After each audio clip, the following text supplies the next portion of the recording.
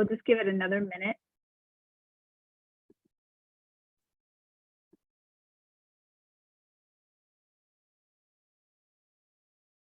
Well, I want to thank you all for being here and thank Chevy Chase Community Association for inviting Deb Rubenstein and myself to today's program.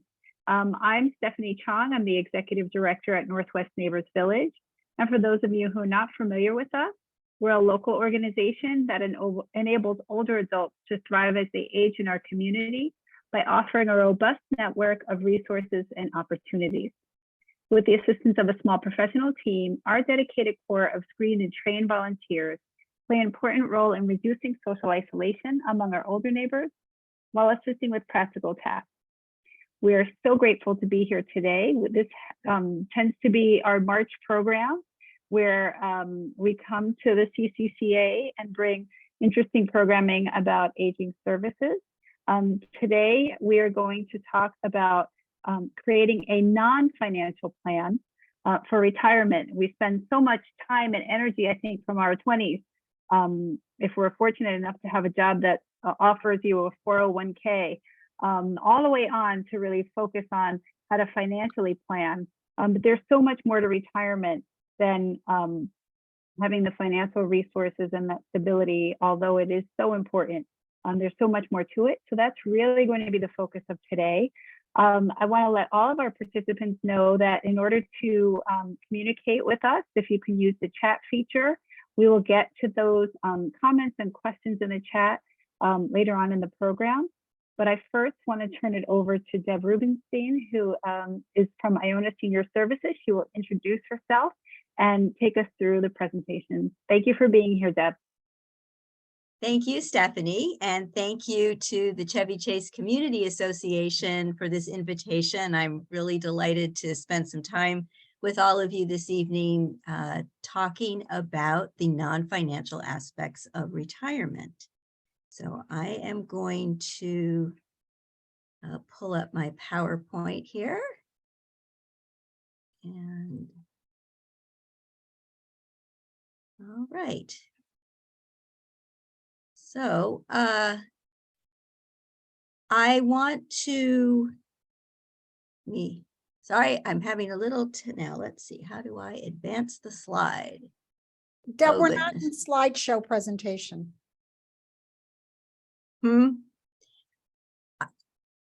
So I'm sharing my screen with the PowerPoint. It's looking at slideshow to me. So Karen, tell me what you're seeing or not seeing. What I'm seeing that next slide on the screen. Okay. Sorry, everybody. The technology was working a minute ago and now it's not. Let me try again here.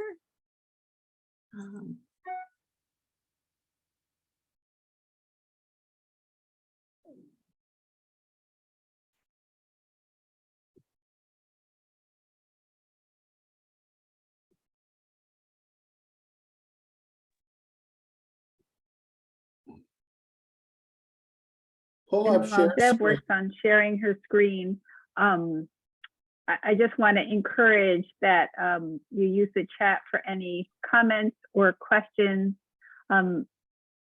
Someone wrote that they don't have a way of muting yourself. It's okay. This is a webinar. So unlike a Zoom meeting, we can't see you and we can't hear you either, which is why we're asking you to use the chat.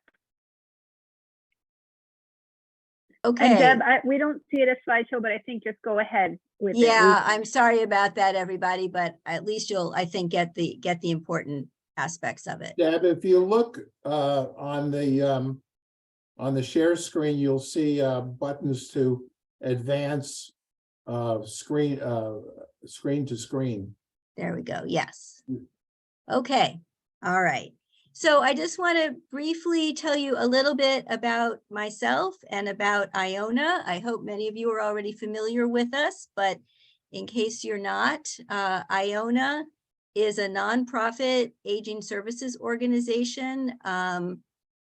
We are what is called used to be called the lead agency for the Department of Aging and Community Living, and is now what they call a socialization hub, which is relevant to what we're going to be talking about this evening, about finding meaning and connection in retirement.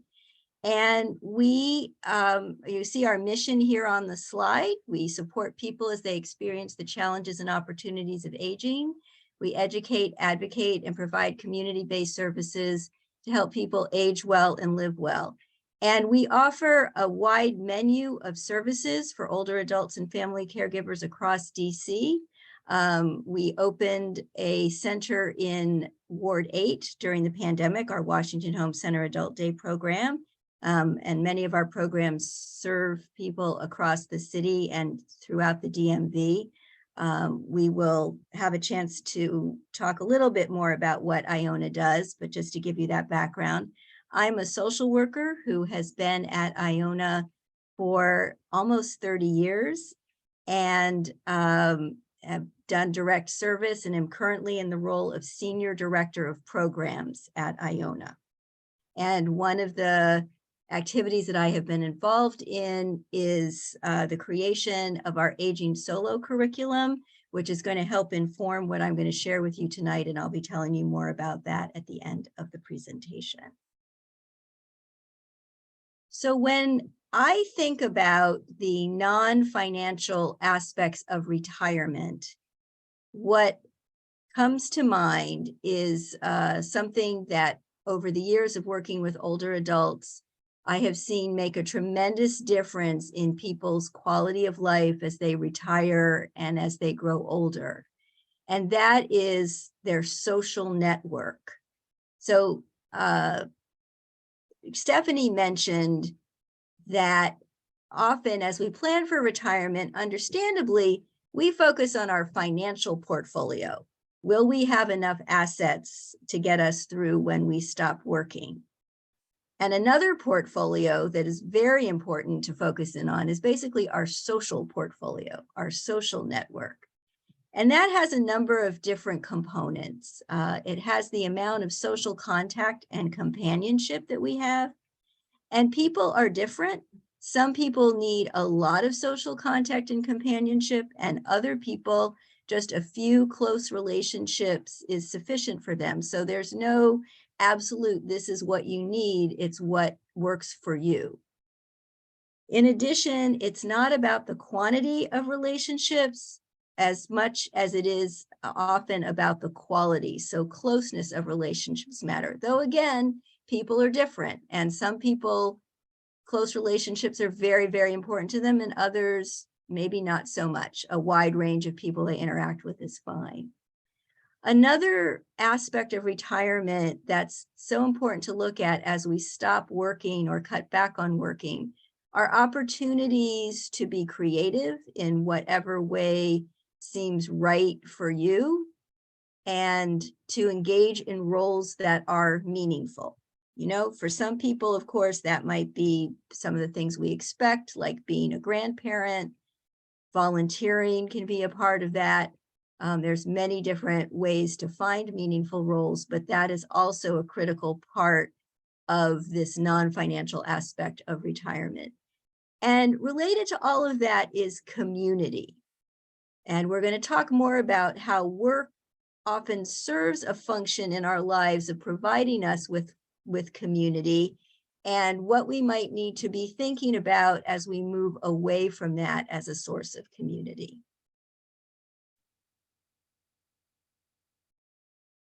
So one of the things that we know about relationships in later life is that it can present challenges to us. It can bring about loss of key relationships. And this happens, of course, the number one reason is retirement. But in addition, other things happen as we grow older. And I'd like to weave that in tonight, because as we're planning for retirement, retirement and later life is more, it's a life stage that involves more than not working. That may seem obvious, but as we flesh this out, there's just other aspects of this I want us to think about.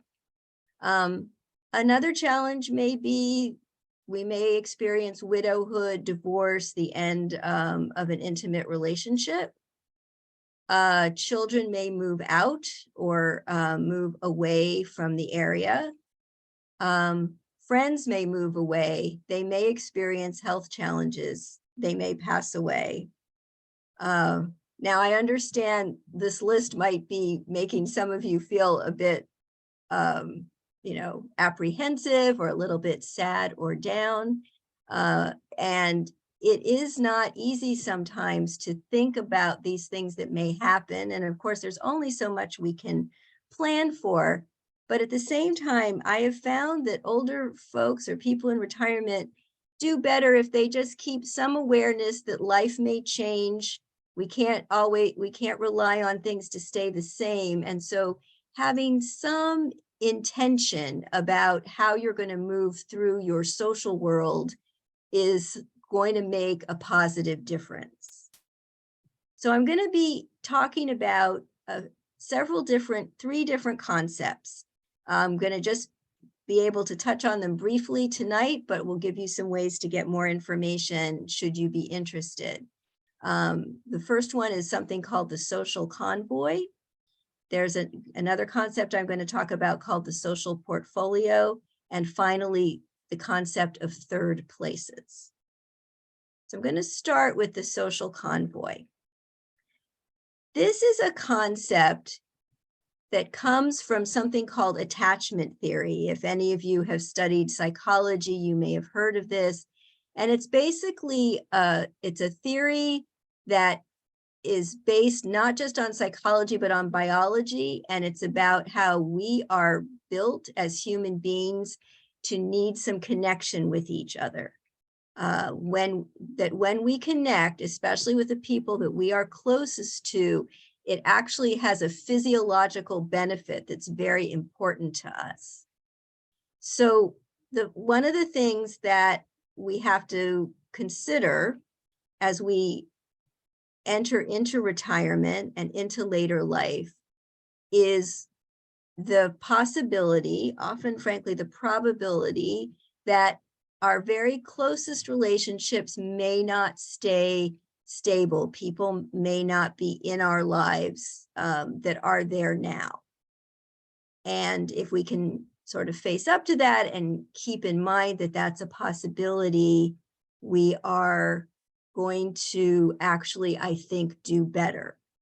One of the ways we can do better is by investing some energy in our close relationships. Relationships can be very challenging, and we aren't always taught in our lives about the skills that we might need to make relationships work for us, whether that's with our children, with a spouse or partner, with close friends. And yet that is something that is so important to our welfare. So one of the things that I would say at whatever stage of life you are, if your relationships are not working well for you, it's a good thing to take a step back, to get some help, maybe to get help from a therapist. There's lots of books and material out there about learning how to have more successful close relationships. This is a great investment. Just like you invest your money, investing some time and energy into close relationships is a very valuable thing to do. It's also good to keep in mind that while we have that inner core, we typically also have other levels of relationships that matter to us, sort of the next circle out, friends that maybe aren't quite as close. This is where often coworkers are that you have a great relationship with, but when you retire may not be as available to you.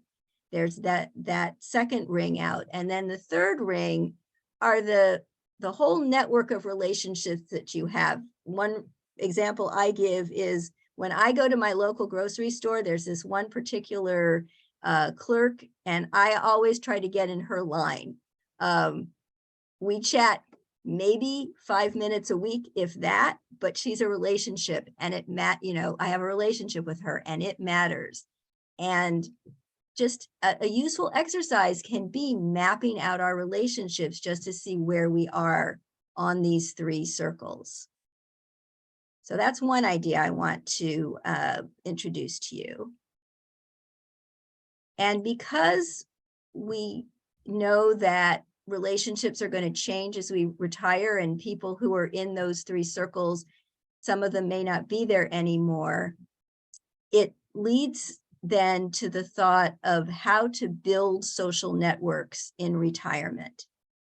In other words, just as you're not necessarily going to have money coming in the same way, and you have to think about that, you need to think about, all right, well, what can I actively do to build my social networks?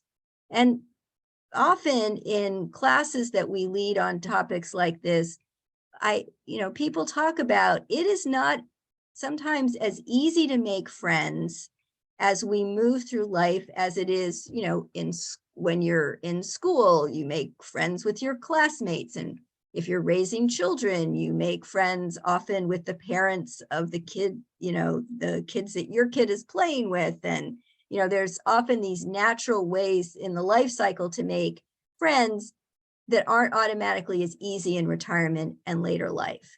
And so there's two ideas related to building our social networks. One is building on our interests and passions, and the other is a concept called third places. So I'm going to start with interests and passions. And I used that term social portfolio earlier. That's not my idea. This was created by Gene Cohen, who was an amazing researcher and psychiatrist who did some pioneering work on the idea of creativity in later life. This is not as revolutionary as it was when he first started publishing this, but it used to be that there was this assumption, that as you grew older, you were kind of done. And I think many of us are not looking at our retirement years as when we're going to be done, but thinking about all kinds of things that we might want to do. And he discovered this book, I put the citation there, The Creative Age, has these just amazing discussions, particularly of artists like Matisse, who were incredibly creative into their 80s.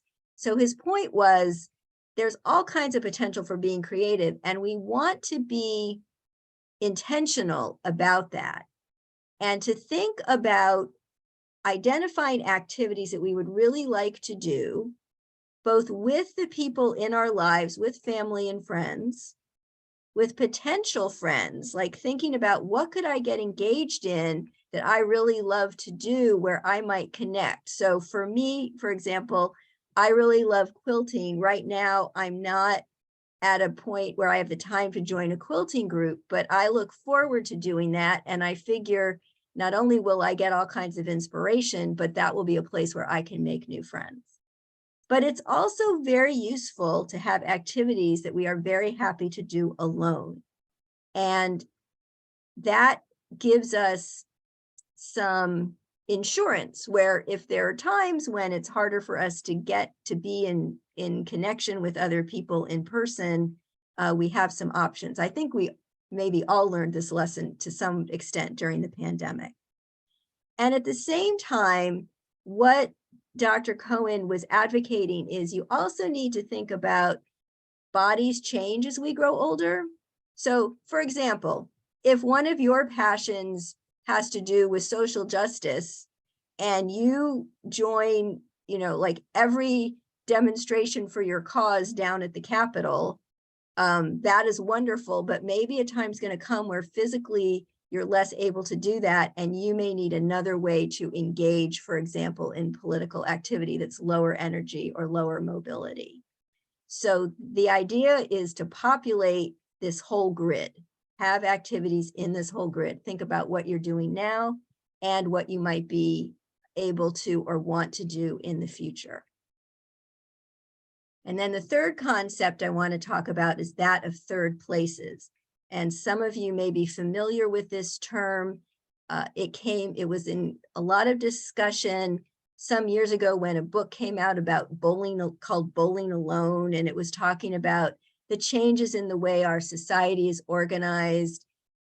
where there used to be a lot more of what were called third places. And these are places where you can run into people and get to know them. And there's a list here. These are some ideas that people in some of our aging solo classes have come up with over the years. But one reason I really mention this is that when we stop going to work, work is our second place. Home is our first place, and then work is our second place.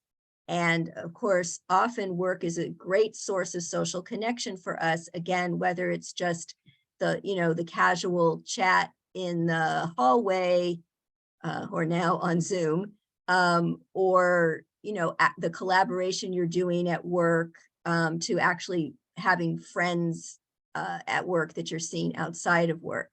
So as the second place may become less important in our lives, we need to think about these other options and other ways of finding these meaningful connections. This is a really valuable strategy.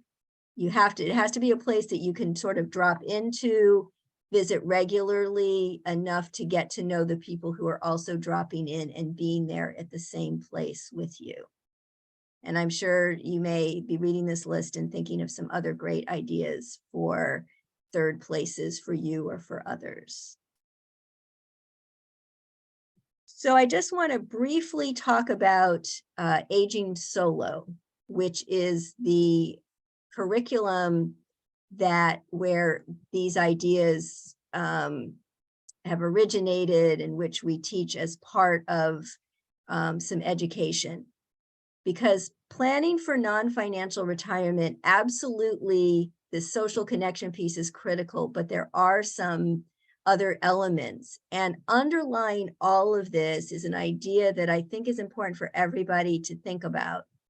So we define aging solo as individuals who, by choice or circumstance, function without the support traditionally provided by family. And one of the things we've learned at Iona over the years is we are all aging solo. That may be something you don't really want to think about, but again, a great way to invest in your future is to think about the hard stuff like this. And the idea being that right now, think about if the time came where you couldn't be independent for some health reason, for example, you may think of who right now in your life would help provide some care for you. And maybe they would be there at that point, but maybe not. So this certainly can apply for people who live alone, who don't have a close network close by, but really it applies to everyone. We have had married couples with children come to our aging solo classes for just this reason. And I wanted to show you in our model of an aging well support system for people who are aging solo, how this social network piece connects to two other critical ideas. So one is where you live. So where you live in terms of both the actual home you're in and whether it's age and place friendly. That's not the topic for tonight, but it's, can you get in and out without climbing stairs is an example of, is a place age and place friendly. So where you live in terms of the structure of your home, but also the neighborhood that you live in. Now you live in, if you live in Chevy Chase, there's a lot of great resources in your neighborhood. I think many people can walk to things like the grocery store and the CVS and other resources. But thinking about where you live is also an important element of thinking about your retirement plan and the non-financial aspect. And the other part is your support network. So that's help as opposed to companionship, which is what we are talking about tonight. So the social support is everything from who's going to make decisions for you to who's going to advocate for you in a situation where you have a health issue, to actual helpers and caregivers.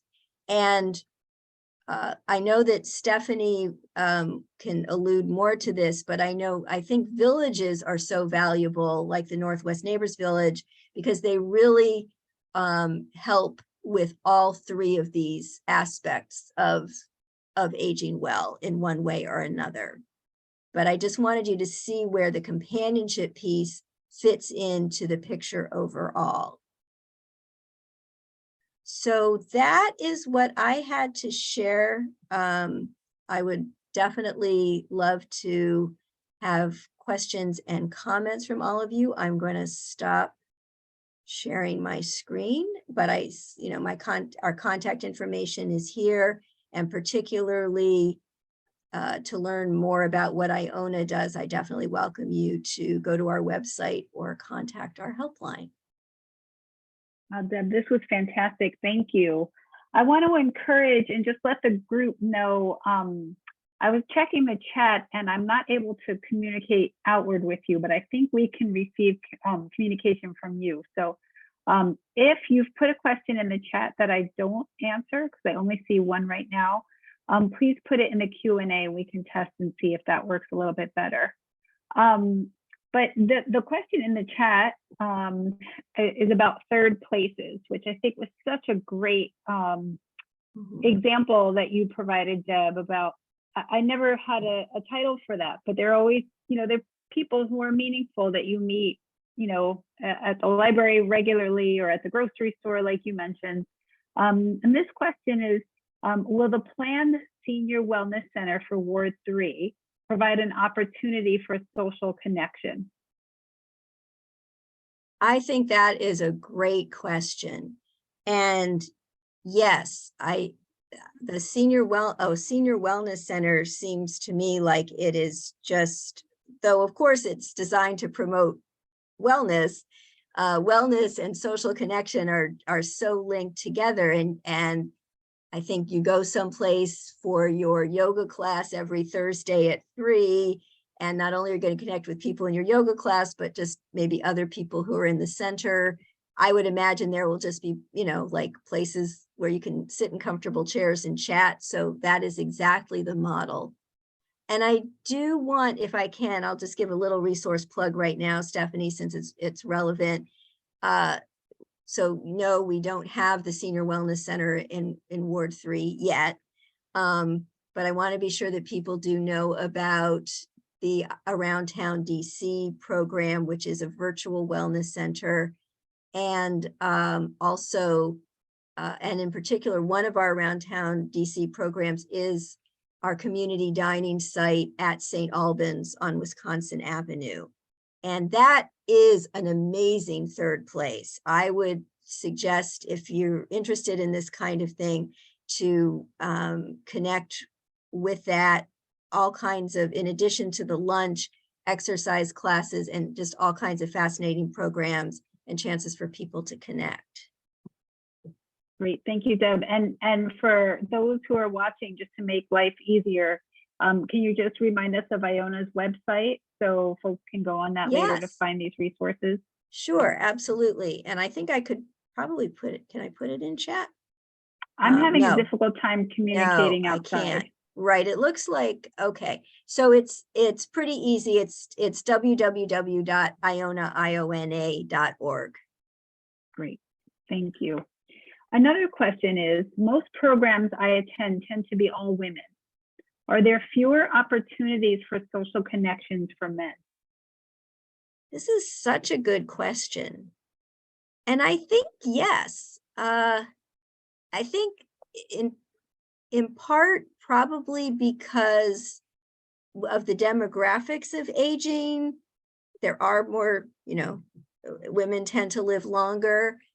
Also, I think you're right, like when for most programs, for folks in retirement or who are growing older, it tends to be women who show up. And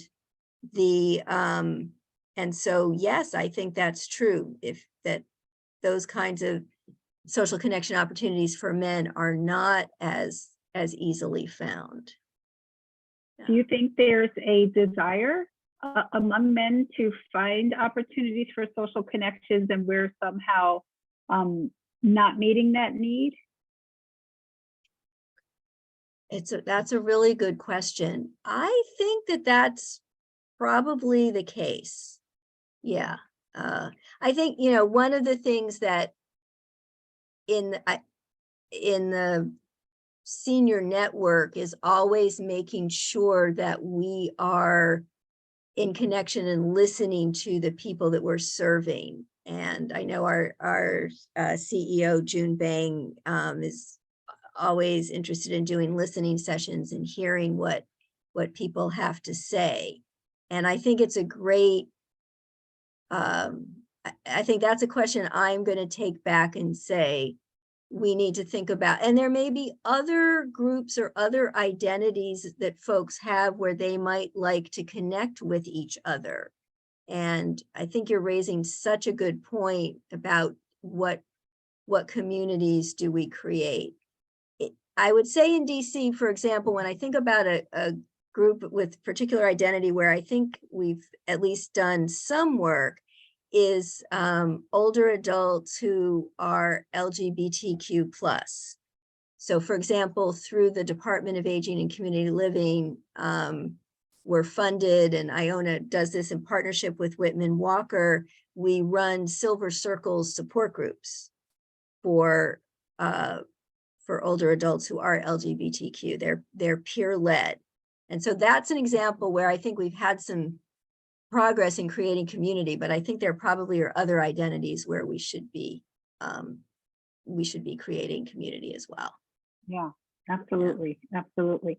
And on that note, just talking about building communities, villages were really designed from that very place of neighbors in the community saying, you know, I want a different way to age. They looked around, and the formalized services that were there didn't really connect with their vision for retirement and for what aging would look like. And there are 13 villages in our city. Northwest Neighbors Village is the village that serves residents who live within the CCCA boundaries.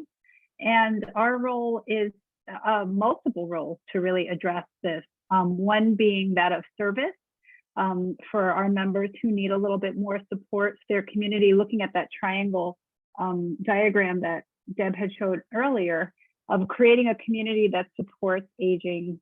And aging in community, we're not really using the word aging in place anymore, because we have seen that there's some fluidity, and it's very unique to the individual, whether they remain in their homes for decades, or whether it's more of a transitional period to an apartment or a senior living community, or living with family, co-housing with other people their age or of different generations. So it really is unique to the individual.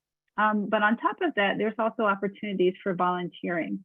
And I am unsure who gets more out of the village, if it's our members who receive services, or if it's our volunteers who are given the gift of opportunities to provide service. This is a real opportunity for a sense of purpose.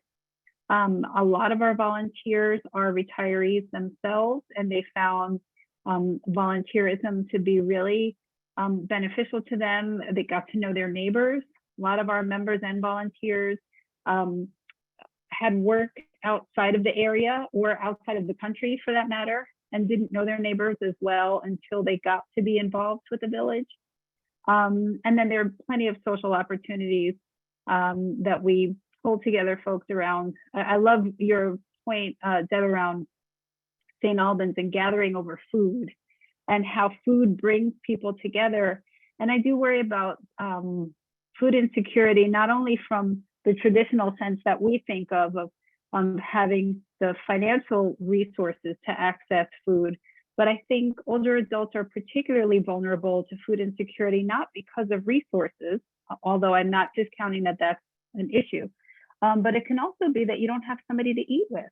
You might forget to eat, might not have the ability to get to the grocery store. There might be obstacles that get in the way of even accessing nutritious food, even if the person has resources.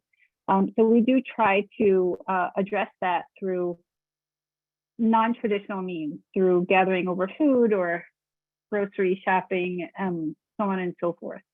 I also understand that Iona has volunteer opportunities. CCCA has volunteer opportunities. If you're looking for an opportunity to volunteer, you're living in the right place, because I know there are plenty of opportunities to work with any population you want to, including animals or stuffing envelopes and not really communicating with others, but sort of doing tasks and that sort of thing. So there's real opportunities there. Deb, do you want to speak to any of the Iona volunteer opportunities that are available? Sure. Well, building on what Stephanie said about food insecurity, we certainly see this at Iona with the folks that we serve, where, as she said, so we do see both. We see that people don't have the financial resources to pay for food, especially in this time of inflation. So we see people struggling with food and also basics that you might not think about, like shampoo and cleaning supplies.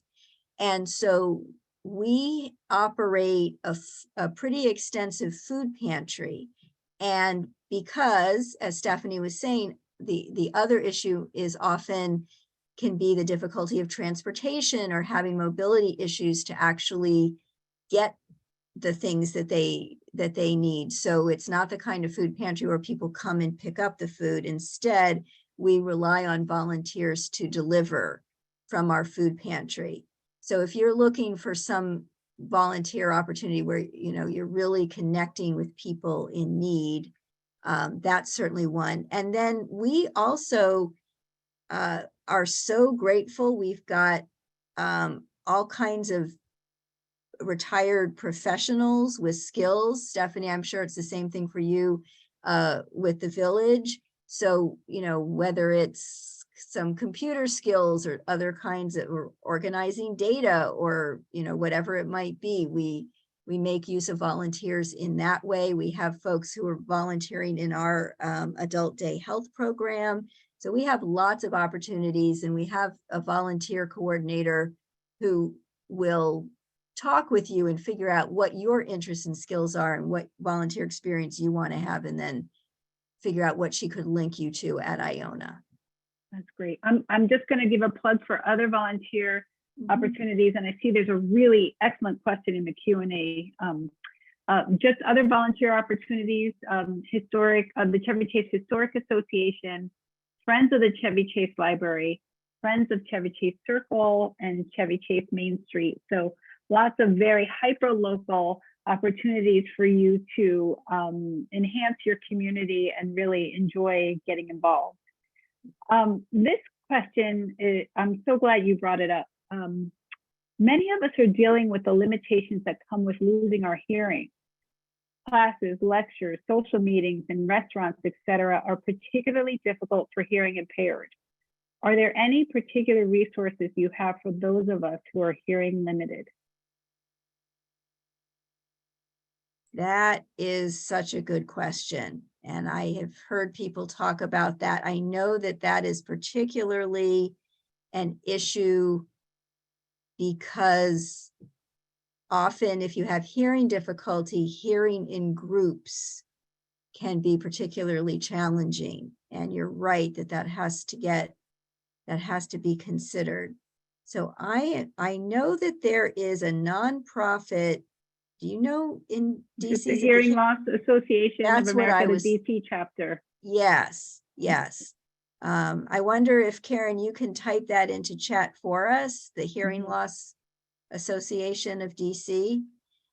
So where I think they're very useful is, from what I've seen, they're very knowledgeable about strategies and devices and resources to help deal with different kinds of hearing challenges. And so I think that would be a place where I would start. I would also encourage folks, if you're in group settings, to advocate, for example, with organizers about, like, one of the things back when we were doing more activities in person at Iona and having discussions, we finally realized that we needed to provide a portable mic And when we were having group discussions, we would make everyone who participated use the mic, and to get past people would say, oh, that's not necessary, I have a loud voice. And so one of the things that I think those of us who are organizing activities for older adults need to be aware of is,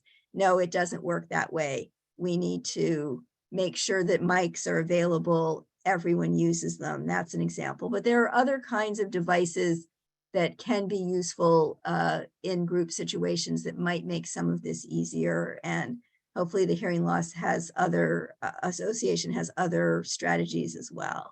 Yeah, the group, it's HLAADC.org, and Northwest Neighbors Village is actually in the process of scheduling 2 programs with them. Great. One on, understanding over-the-counter hearing aids and what options are available to us. That will be virtual, so we can reach a larger audience and record the program to share afterwards. And then there will be an in-person program to troubleshoot for those who are less technologically savvy to mess with it.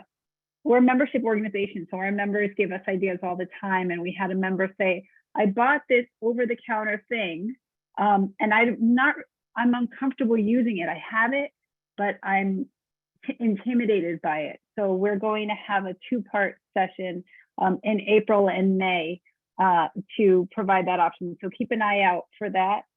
We haven't scheduled a date just yet, but it will be coming soon.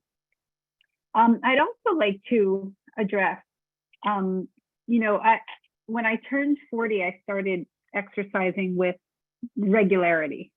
And my joke to my husband, which isn't really a joke, but sort of my little cute thing I'd say to him is, when I'd get dressed, I'd head out the door and I'd say, I'm contributing to my physical 401k. And it was really a very purposeful desire based on my experience working with older adults through my career, to make sure that I was doing what I could to prepare for my future, very much like we were saving for our retirement. And I really love what you said, Deb, about that investment, social investment too. And those social connections can really come in handy down the road. You might not even realize it at the time, but those connections with people in your life over the years can really come in handy. Do you have anything else to add to that? Oh, yes.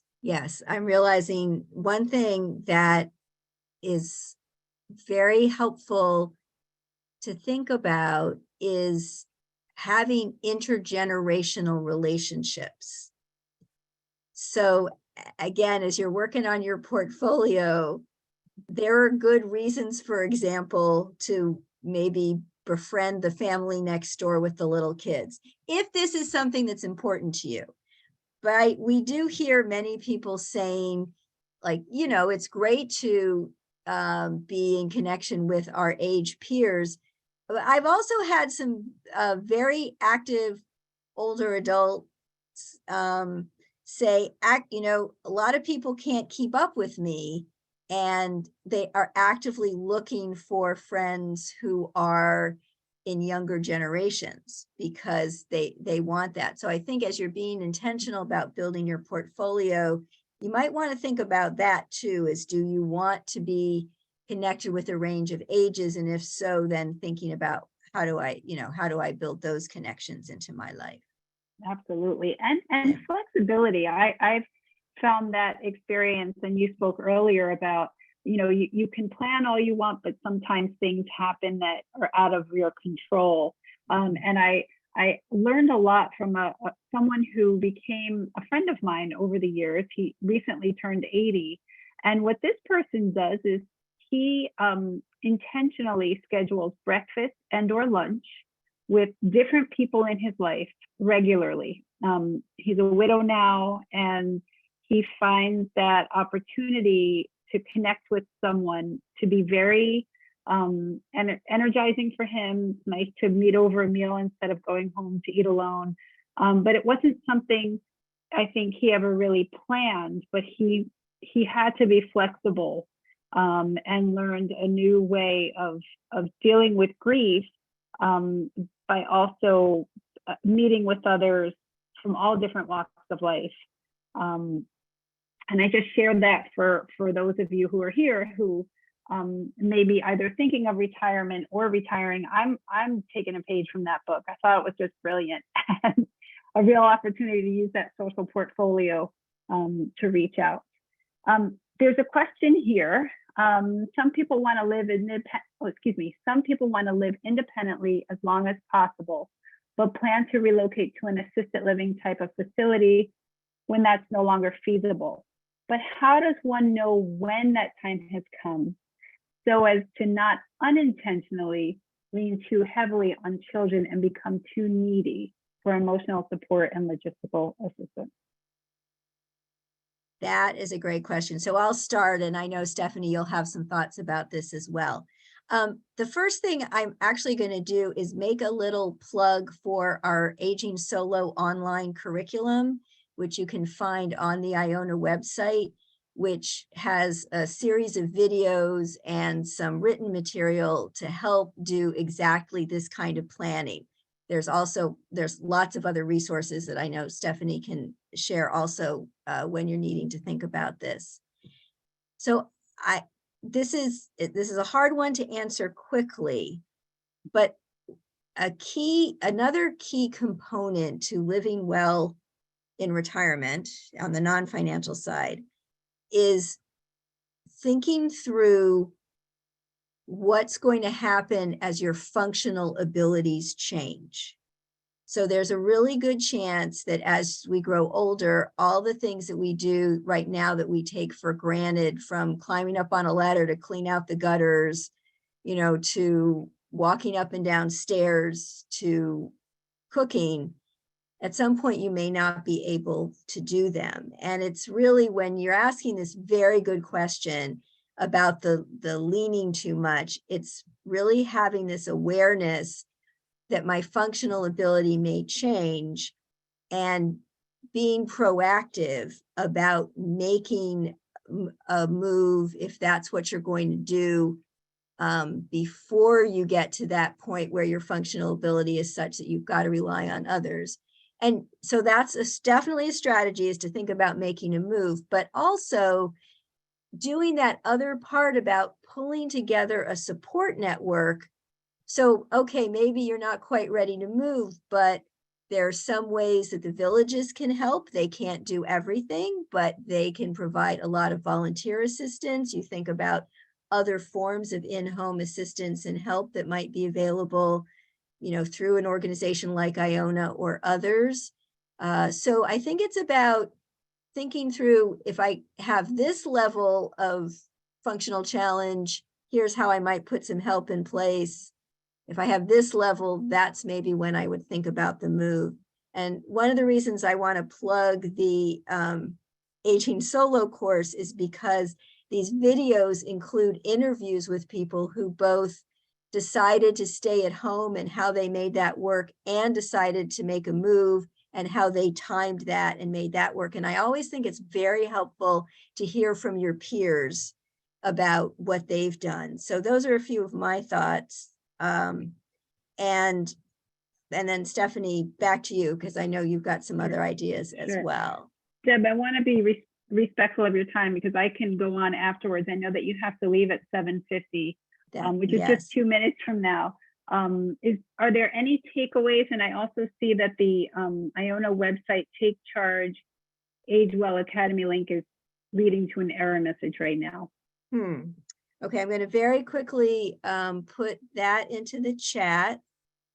And I would say that the key takeaway that I'd like to leave everybody with, these are some of the mantras that we have. Okay, one is, it's not too early, whatever age you are, it's not too early to be proactive, but also it's never too late. So whatever age you are, it's not too late to make changes. And the second thing is, don't try to do this alone, whatever it might be in terms of this process, whether it's that you need to find a volunteer opportunity or other kinds of social connection or other forms of support. The village is here, Iona is here, many other organizations and professionals are out there. And I think I just encourage everybody to not feel like they have to handle these challenges of aging alone, but to really take advantage of the support that's there. That's great.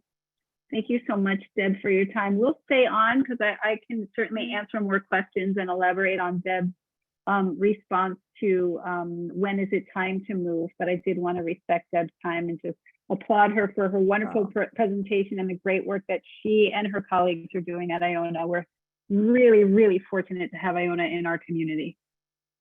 Well, I just want to thank Stephanie and the Chevy Chase Citizens Association for this opportunity and this chance to talk with you, and hope that our paths will cross and I'll get to meet some of you in person at some point, and just wish you all well with wherever you are in your retirement and aging process. So thanks everyone and goodbye. Thank you very much, Deb. That was a brilliant program. Okay, Absolutely. thank you. Excellent. Excellent job. Just Barbara, to respond or elaborate on Deb's point about when or how to make that decision. I've always felt like the one cruel thing about retirement is that it's the first time in our lives where we're not scripted.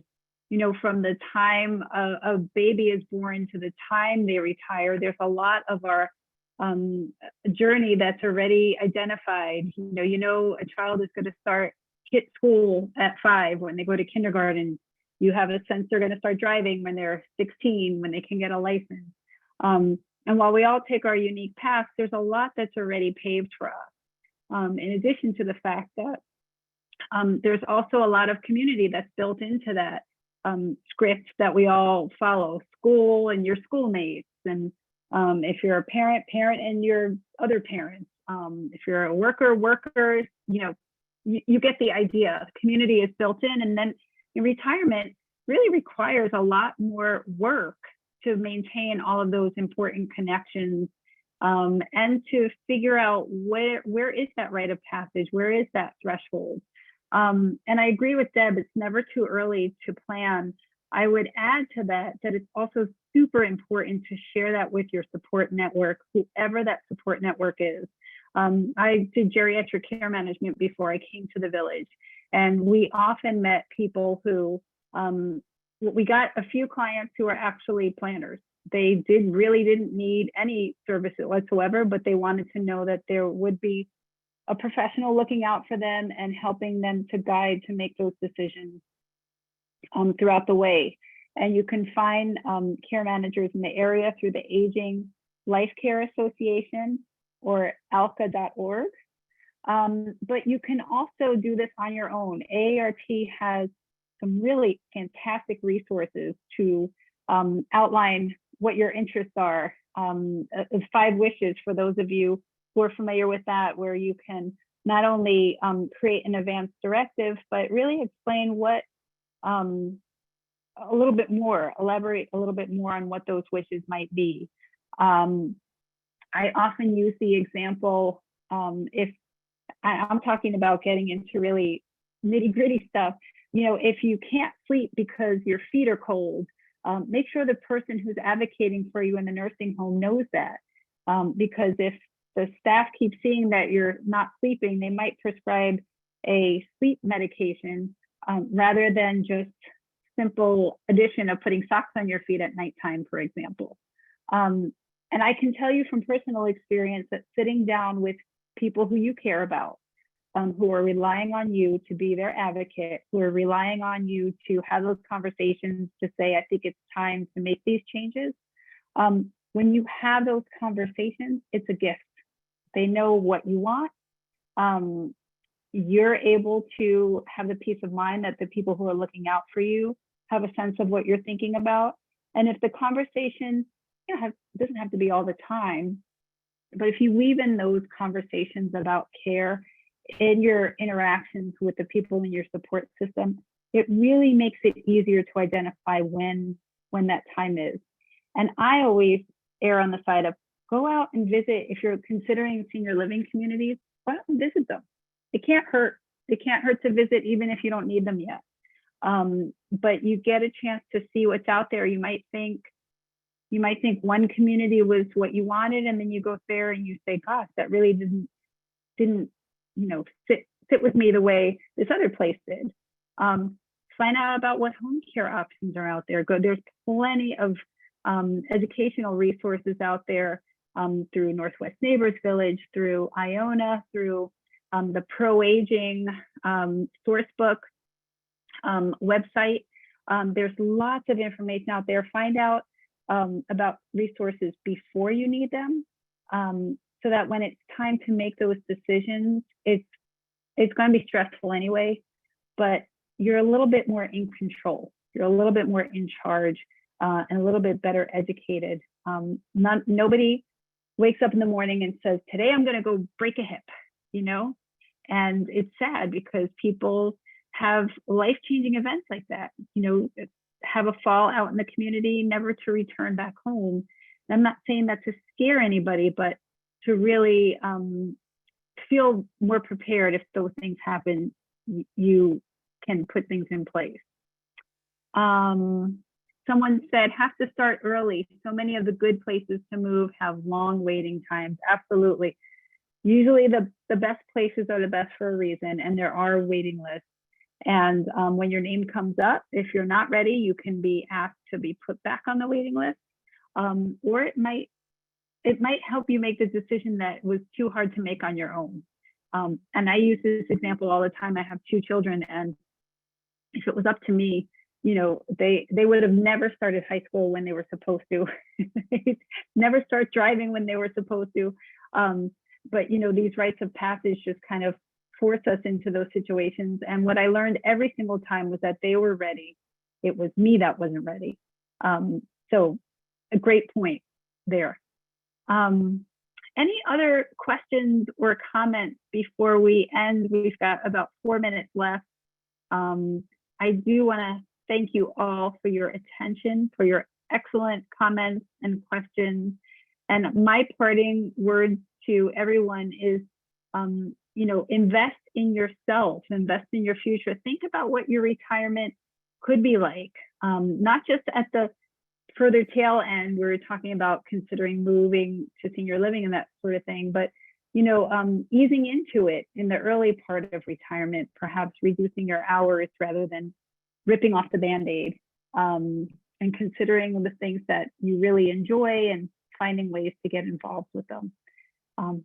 Thank you so very much for this evening. Thank you, Robert, for inviting us. Stephanie, thank you for such a great job. This was so helpful to many of us. I urge our viewers to go to the Northwest Neighbors Village website. They have programs all the time, great programs. And also go to the CCCA website. We have a monthly newsletter that shows things that are going on in the neighborhood, and I urge you to go there from time to time. Thank you so very much for attending this great program. Thank you all. Have a wonderful evening. Take Bye. care. Bye-bye.